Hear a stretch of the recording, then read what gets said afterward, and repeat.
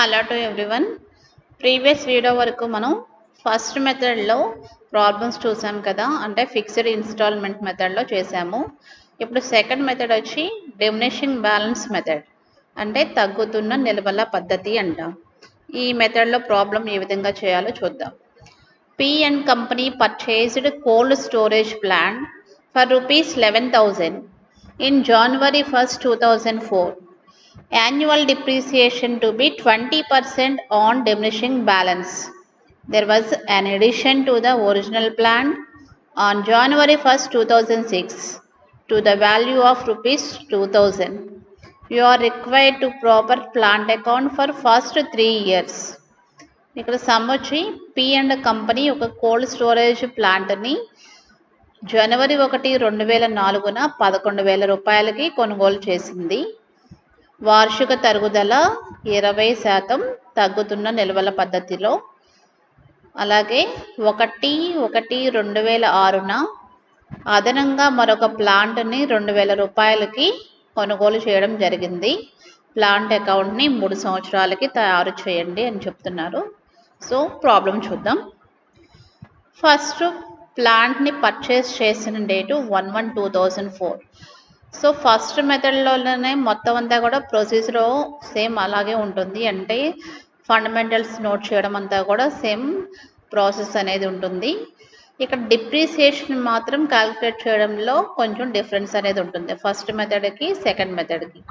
First మెథడ్లో ఏంటంటే every year కూడా మనకి డిప్రిసియేషన్ సేమ్ అనేది ఉంటుంది. అంటే 12 monthsకి మనం డిప్రిసియేషన్ క్యాలిక్యులేట్ చేసినప్పుడు నెక్స్ట్ ఇయర్ కూడా సేమ్ అదే ఉంటుంది. అదే కనుక ఫస్ట్ ఇయర్లో మంత్స్ వేసి క్యాలిక్యులేట్ చేసినప్పుడు సెకండ్ ఇయర్కి వచ్చేసరికి టోటల్గా 12 monthsకి మనం క్యాలిక్యులేట్ చేసి నెక్స్ట్ ఇయర్కి అదే కంటిన్యూ చేస్తాం. సెకండ్ ఇయర్లో డిప్రిసియేషన్ అమౌంట్ ఏదైతే వేసామో థర్డ్ ఇయర్ ఫోర్త్ ఇయర్ అదే వేస్తున్నాం. సో ఈ మెథడ్లో ఏంటంటే ఫస్ట్ ఇయర్ డిప్రిసియేషను ఫస్ట్ మెథడ్లో అయినా సెకండ్ మెథడ్లో అయినా సేమ్ ప్రొసీజర్.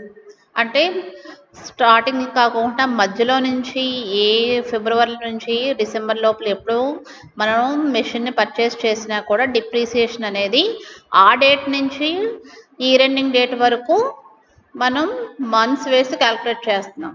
సో ఈ ఫస్ట్ ఇయర్లో ప్రొసీజర్ అనేది ఫస్ట్ మెథడ్కి సెకండ్ మెథడ్కి ఎటువంటి డిఫరెన్స్ అనేది ఉండదు. మరి సెకండ్ ఇయర్కి వచ్చేసరికి మనకి ప్రొసీజర్ మారుతుంది. ఇక్కడ ఈ సెకండ్ మెథడ్లో ఏ విధంగా క్యాలిక్యులేట్ చేయాలంటే ఫస్ట్ ఇయర్లో వచ్చిన ఆన్సర్ ఏదైతే ఉంటుందో ఆ ఆన్సర్ మీద సెకండ్ ఇయర్ డిప్రిసియేషన్ పర్సంటేజ్ కడతాం. అలాగనమాట. అంటే ఎవ్రీ ఇయర్ కూడా వచ్చిన ఆన్సర్ మీద నెక్స్ట్ ఇయర్కి డిప్రిసియేషన్ని క్యాలిక్యులేట్ చేయాల్సి ఉంటుంది. ఇక్కడ చూస్తే కనుక ఫస్ట్ ఇయర్ ఆన్సర్ 8,800 వచ్చింది. మరి సెకండ్ ఇయర్ డిప్రిసియేషన్ క్యాలిక్యులేట్ చేసేటప్పుడు ఈ 8,800 మీద మనం డిప్రిసియేషన్ క్యాలిక్యులేట్ చేస్తాం. అదేవిధంగా సెకండ్ ఇయర్లో వచ్చిన ఆన్సర్ ఏదైతే ఉంటుందో ఆ ఆన్సర్ మీద థర్డ్ ఇయర్లో క్యాలిక్యులేట్ చేస్తాం. ఒకవేళ థర్డ్ ఇయర్లో ఏమన్నా ఇంకొక మిషనరీని యాడ్ చేస్తే కనుక పర్చేస్ చేస్తే కనుక ఆ వచ్చిన ఆన్సర్కి యాడ్ చేసిన మిషనరీ రెండు కలిపి వచ్చిన అమౌంట్ మీద మనం డిప్రిసియేషన్ క్యాలిక్యులేట్ చేస్తాం. సో ఈ విధంగా వచ్చిన ఆన్సర్ల మీద ఈ మెథడ్లో మనం డిప్రిసియేషన్ క్యాలిక్యులేట్ చేయాలి. సో సమ్ చూస్తే కనుక ఫస్ట్ మిషనరీని పర్చేస్ చేసిన డేటు 1/1/2004 టు బ్యాంక్ అకౌంట్. అంటే మిషనరీ కొన్నాం కాబట్టి అమౌంట్ వాల్యూ 11,000. 31st 12 అంటే December 31st మనం డిప్రిసియేషన్ తరుగుదల క్యాలిక్యులేట్ చేస్తున్నాము. 11,000 × 20/100. సో అమౌంట్ వచ్చేసి మనకి 2,200. ఓకే, ఇప్పుడు ఆన్సర్ వేస్తున్నాం. 11,000 మనకి ఎక్కువ అమౌంట్ కాబట్టి 11,000 క్రెడిట్ సైడ్ తీసుకొచ్చి ఈ 2,200 లెస్ చేస్తే 8,800 వచ్చింది. అది first year answer. By balance carry down తేల్చిన నిల్వ, అలాగే ఈ ఎండింగ్ డేట్ వేస్తాము సేమ్ ఈ డేట్. ఈ ఫస్ట్ ఇయర్లో వచ్చిన ఆన్సర్ని సెకండ్ ఇయర్కి ఓపెనింగ్ బ్యాలెన్స్ కింద తెస్తున్నాం. 1/1/2005 టు బ్యాలెన్స్ బ్రాడ్ డౌన్ తెచ్చిన నిల్వ 8,800.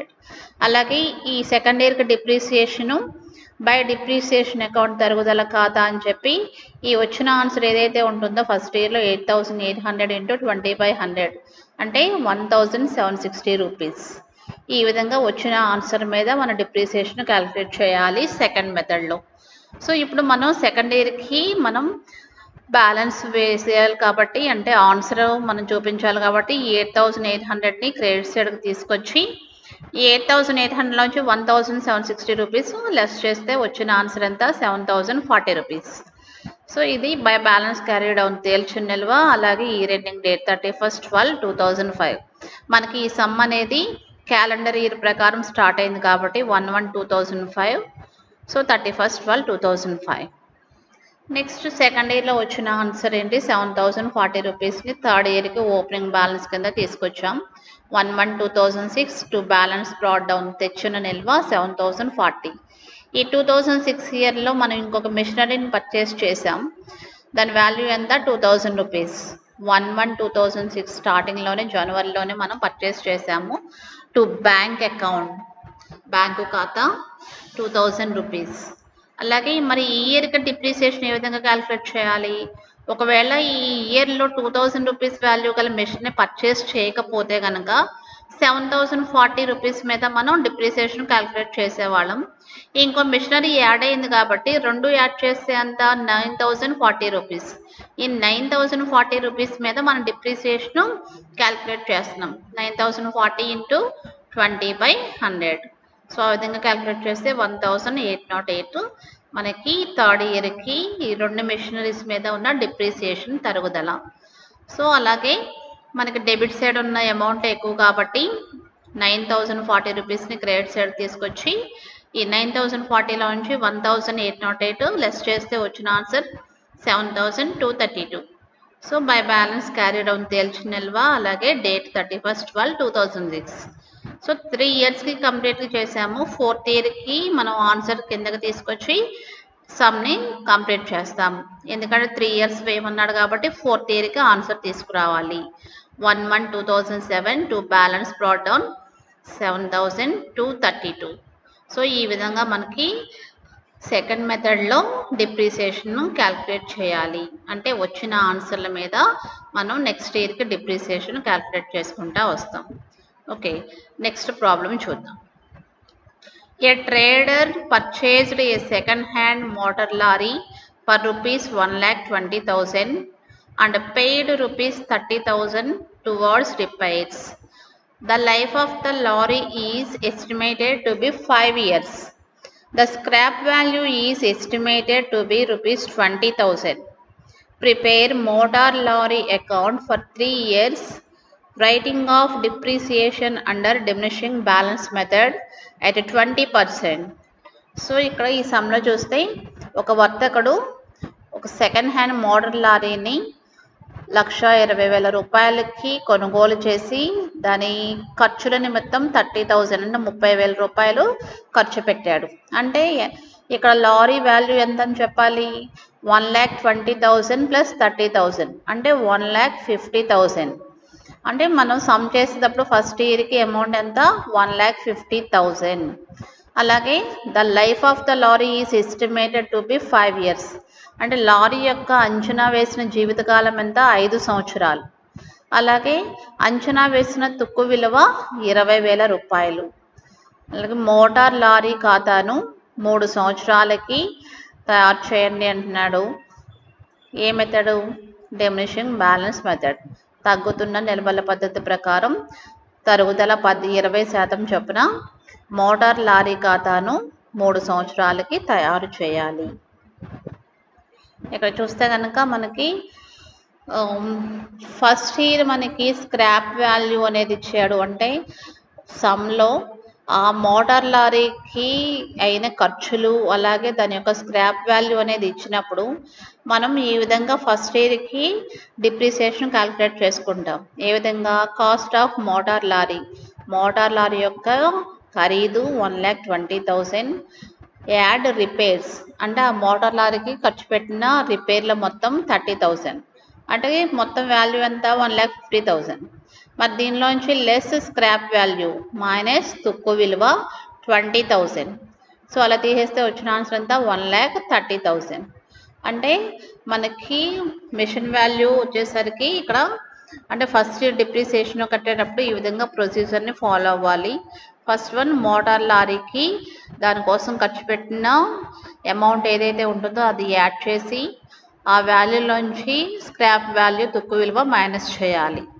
ఇప్పుడు లైఫ్ ఆఫ్ ద మెషినరీ అంటే యంత్రం యొక్క జీవితకాలం ఎంత అంటున్నాడు? 5 years. 5 years 5 సంవత్సరాలు కాబట్టి డిప్రిసియేషన్ ఫర్ ఫస్ట్ ఇయర్ అంటే మొదటి సంవత్సరానికి డిప్రిసియేషన్ ఏ విధంగా క్యాలిక్యులేట్ చేస్తున్నాం? 1,30,000 by 5 అంటే 26,000. ఇది 26,000 ఫస్ట్ ఇయర్కి మాత్రమే డిప్రిసియేషన్. సెకండ్ ఇయర్కి వచ్చేసరికి మనకు పర్సంటేజ్ అనేది మనం ఆ పర్సంటేజ్తో సెకండ్ ఇయర్కి డిప్రిసియేషన్ క్యాలిక్యులేట్ చేయాల్సి ఉంటుంది. ఒకసారి సమ్ని చూద్దాం.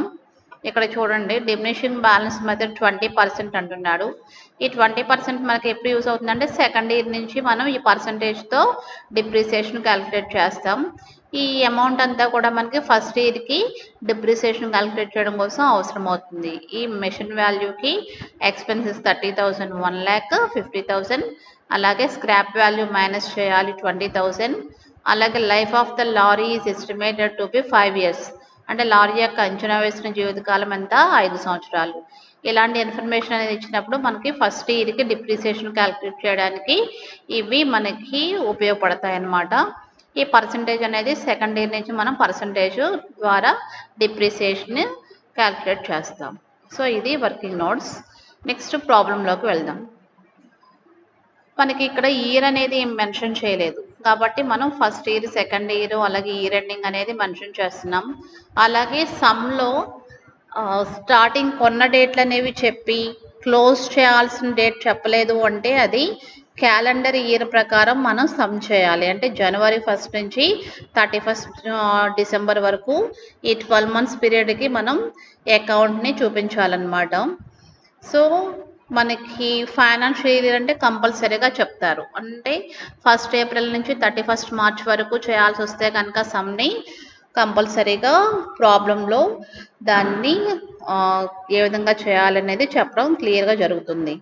ఇక్కడ ఫస్ట్ ఇయర్కి వచ్చేసరికి టు బ్యాంక్ అకౌంట్ 1,50,000 ఎందుకని వచ్చిందని తెలుసు కదా. 1,20,000 ప్లస్ 30,000 1,50,000. అలాగే ఫస్ట్ ఇయర్కి డిప్రిసియేషన్ క్యాలిక్యులేట్ చేసాం కదా 26,000. ఈ 1,50,000లోంచి 26,000 లెస్ చేస్తే ఎంత ఆన్సర్ మనకి 1,24,000. ఇది ఫస్ట్ ఇయర్కి ఆన్సర్. ఈ ఫస్ట్ ఇయర్ని ఆన్సర్ని సెకండ్ ఇయర్కి ఓపెనింగ్ బ్యాలెన్స్ కింద టు బ్యాలెన్స్ బ్రాడ్ డౌన్ తెచ్చిన నిల్వ 1,24,000 వేసాము. అలాగే సెకండ్ ఇయర్కి డిప్రిసియేషన్ ఏ విధంగా క్యాలిక్యులేట్ చేయాలని చెప్పాము, వచ్చిన ఆన్సర్ మీద అని చెప్తున్నాం కదా 1,24,000 ఇంటూ 20%. మనకు ఆల్రెడీ సమ్లో ఇచ్చారు కదా సెకండ్ ఇయర్ నుంచి ఈ డిప్రిసియేషన్ పర్సంటేజ్ని మనం యూస్ చేయాలి. 1,24,000 ఇంటూ 20/100 అంటే 24,800. ఈ 1,24,000ని క్రెడిట్ సైడ్ తీసుకొచ్చి సో ఈ 24,800ని లెస్ చేస్తే వచ్చిన ఆన్సర్ ఎంత 99,200. ఇది సెకండ్ ఇయర్కి answer by balance carry down తేల్చిన నిల్వ. ఈ ఆన్సర్ని థర్డ్ ఇయర్కి ఓపెనింగ్ బ్యాలెన్స్ కింద తీసుకొస్తాం. 99,200 టు బ్యాలెన్స్ బ్రాడ్ డౌన్ తెచ్చిన నిల్వ. అలాగే థర్డ్ ఇయర్కి డిప్రిసియేషన్ సెకండ్ ఇయర్లో వచ్చిన ఆన్సర్ ఏదైతే ఉంటుందో దాని మీద మనం 20% మీద కడతాము. 99,200 ఇంటూ 20/100. సో ఈ విధంగా చేస్తే మనకు వచ్చిన ఆన్సర్ 19,840. ఇప్పుడు 99,200ని క్రెడిట్ సైడ్ తీసుకొచ్చి 19,840ని లెస్ చేస్తే వచ్చిన ఆన్సర్ ఎంత 79,360. సో ఈ విధంగా థర్డ్ ఇయర్కి ఆన్సర్ని ఫోర్త్ ఇయర్కి ఓపెనింగ్ బ్యాలెన్స్ కింద తీసుకొస్తున్నాం 79,360. ఓకే, సో ఇది మనకి ప్రొసీజర్ అన్నమాట.